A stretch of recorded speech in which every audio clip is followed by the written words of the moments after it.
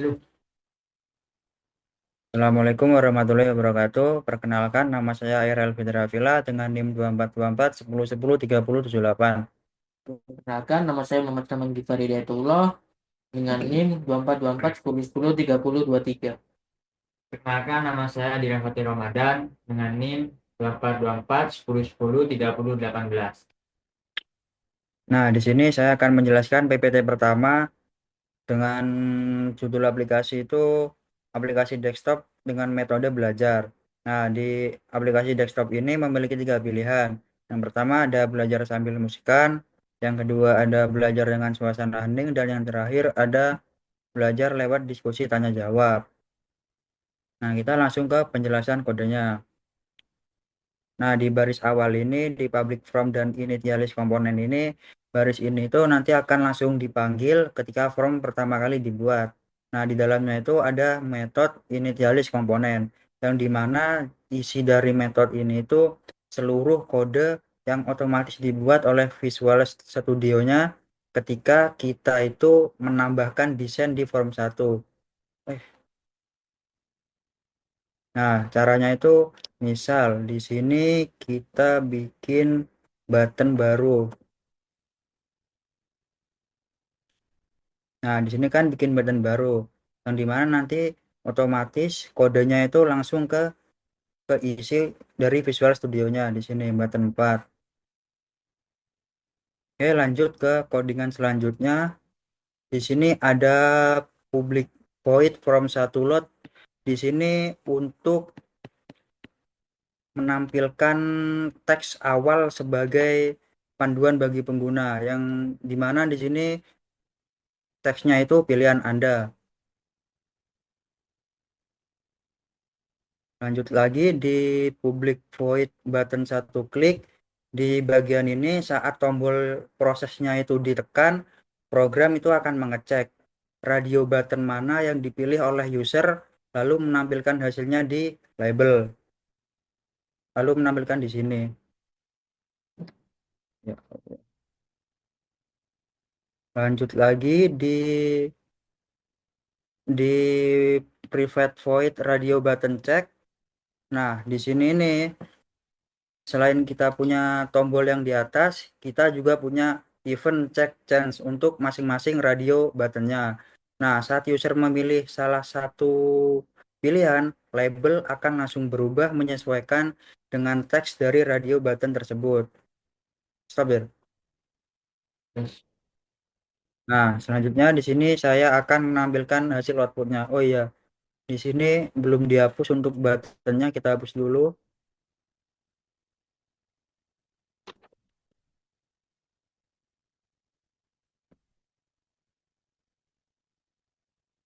Nah, kita coba run aplikasinya.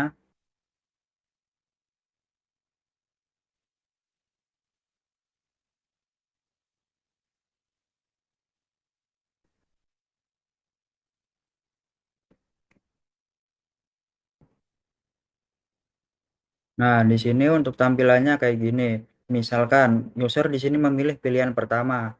Nah, label pilihan Anda di sini ketika prosesnya itu ditekan atau diklik akan berubah menjadi metode belajar Anda dengan pilihan yang pertama, belajar sambil musikan. Untuk yang pilihan kedua juga sama, ketiga juga sama. Mungkin sekian dari saya untuk PPT yang pertama, selanjutnya akan dijelaskan oleh teman saya.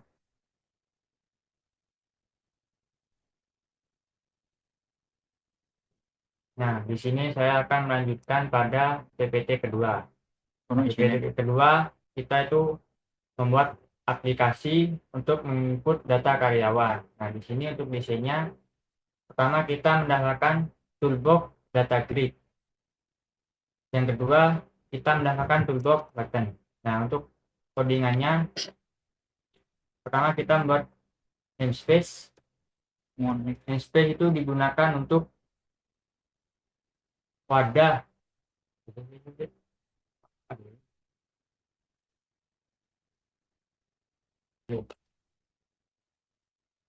Nah, untuk codingannya di sini kita Maka namespace PPT2 digunakan untuk mengelompokkan class. Selanjutnya public partial class form 1 merupakan form utama aplikasi yang diturunkan dari class form. List karyawan ini digunakan untuk menyimpan data karyawan dalam aplikasi.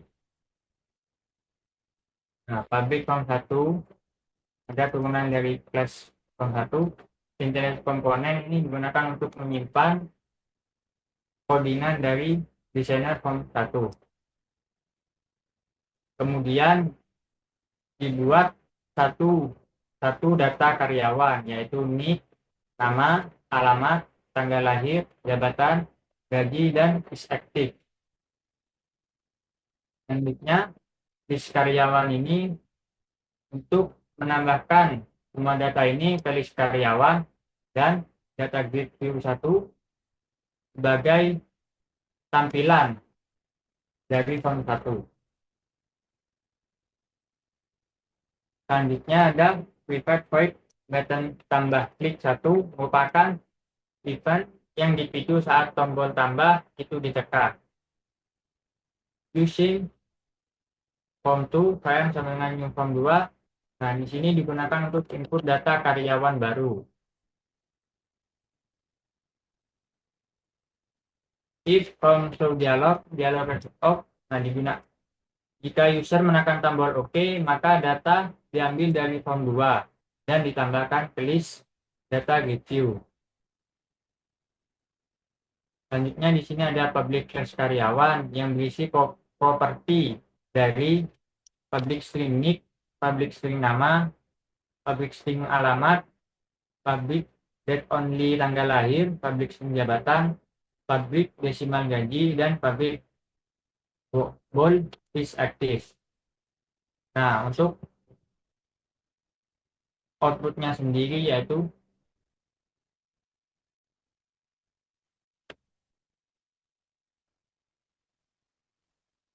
di sini untuk outputnya maka akan keluar nick, nama, alamat, tanggal lahir, jabatan, gaji, dan aktif. Nah, ini akan keluar dan ini menggunakan toolbox data review dan sesuai codingan yang tadi. Dan di sini ada button tambah klik untuk menambahkan jika ada data karyawan baru.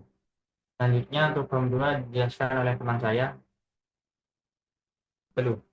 Nah, untuk untuk form kedua ini berisi tentang fitur create untuk PPT kedua. Nah, bagian namespace ini untuk penamaan untuk PPT-nya, public partial itu tadi bagian inti. Kemudian initialis komponen itu untuk menyimpan program-program yang digunakan di form 2 desain. Untuk combo box jabatan items dan seterusnya ini digunakan untuk pemilihan jabatan nanti di fitur di tampilannya. Kemudian kita lanjut ke publik karyawan, ambil data karyawan. Nah, di sini metode ini digunakan untuk menambahkan data-data karyawan yang akan diinput ketika mengaktifkan program. Mulai dari NIK, nama, alamat, dan tanggal lahir, serta jabatan, gaji, dan apakah karyawan tersebut aktif atau tidak. Kemudian di private void simpan klik, ini event untuk mengaktifkan tombol button simpan dan void BTN batal klik untuk mengaktifkan tombol button batal. Untuk private void data grid view ini dan seterusnya ini hanya untuk mengaktifkan fitur-fitur yang ada mengaktifkan atribut-atribut yang ada di bagian form 2 dalam kurung desain. Kemudian kita lanjut ke demo programnya. Nah, kita close. Record. Wes. Belum. Nah, ini tampilan dari program yang ada di form 2. Ada kolom NIK, nama, alamat untuk diisi sesuai data-data karyawan. Tanggal lahir juga bisa diatur menyesuaikan tanggal lahir karyawan tersebut. Jabatan tadi ada 3 opsi, ada manajer, supervisor, sama staff. Untuk gaji kita bisa diatur sesuai dengan gaji setiap karyawan. Status bisa dicentang untuk keaktifannya, dan tombol simpan nanti untuk menyimpan data-data karyawan yang akan disimpan di form 1, dan batal adalah digunakan untuk membatalkan pengisian tersebut. Nah, data-data yang telah diisi nanti akan ditampilkan di form pertama. Misalnya di sini kita memiliki contoh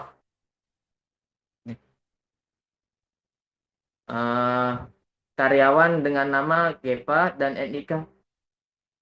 NIK-nya kita pakai angka random saja. Kemudian misalnya alamatnya di Jalan Raya nomor sekian gitu. Untuk tanggal lahir kita bisa atur sesuai keinginan. Di sini kita kasih Maret tahun 2005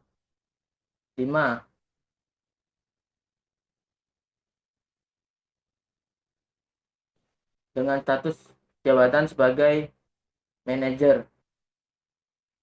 Gaji yaitu 6 juta. Dan statusnya adalah aktif. Nah, di sini ketika kita mengeklik tombol simpan, maka data akan tersimpan di form pertama, data karyawan. Dan begitu seterusnya. Mungkin sekian yang bisa disampaikan oleh kelompok kami mengenai PPT yang telah ditugaskan, yaitu tentang aplikasi desktop yang mengenai pemindahan data dan fitur tambah. Kurang lebihnya mohon maaf. Assalamualaikum warahmatullahi wabarakatuh. Tamat guys. NC